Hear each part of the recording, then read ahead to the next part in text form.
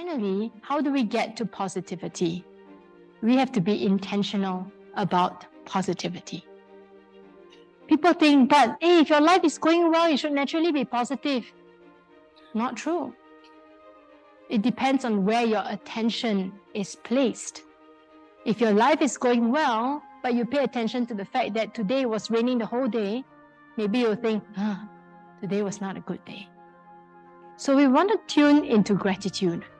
Okay, things that are going well in our life, sometimes we don't see it. And Dr. Robert Emmons describes gratitude as an appreciation of awe and wonder of the things around us that we sometimes may not notice. Right? And as we do that, we're actually priming the brain that, hey, you can feel this way. You can redirect your attention this way. Because when you feel more positive, you actually can think better. You can learn better. Have you all ever tried studying, cram an exam 3-4 hours, and the next day you sat there and nothing came in? What's actually happening there? It happens to all of us, and the reason for that is that when we are stressed, our brain can't function. It's seized. So in order for it to be relaxed, we now have to tune into what's going well. And that allows us to be better at problem solving, allows us to bounce back, to think of new ideas. It allows us to learn better. So one last sharing. I know I've done a lot, but I often think that it's practice that will help us to get to where we want to go. And I'll do a little example. What is one thing that has gone well for you today? Or what is one thing that you might be grateful for? And it's not a listing exercise, by the way. It's not like, oh, I'm grateful for my hair.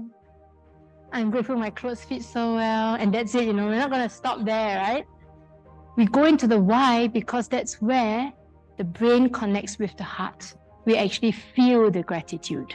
Otherwise, it's just a listing exercise. So as we think about nurturing the brain with positivity, you'll notice that as I went through the slides, I brought you through a process. Now, if I were to just appear on stage and say, come on, be positive, maybe you'll be like, why should I? But the brain is something that we can nurture. First, by acknowledging where we are.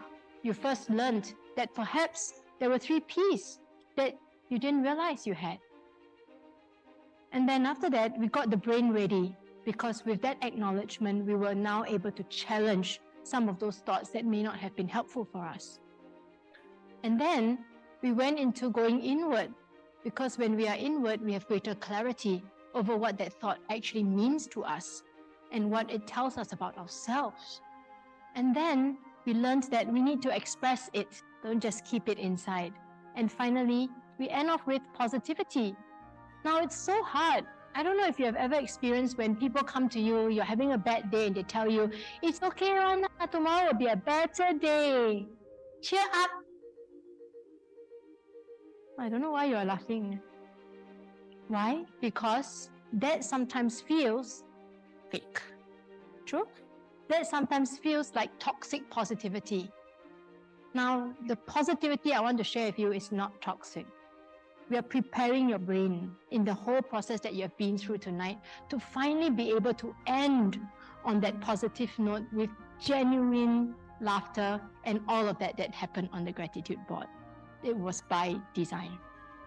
Okay, so cultivate, learn optimism, practice the RAIN method, express your emotions, tune into gratitude. And that's how you can train your brain.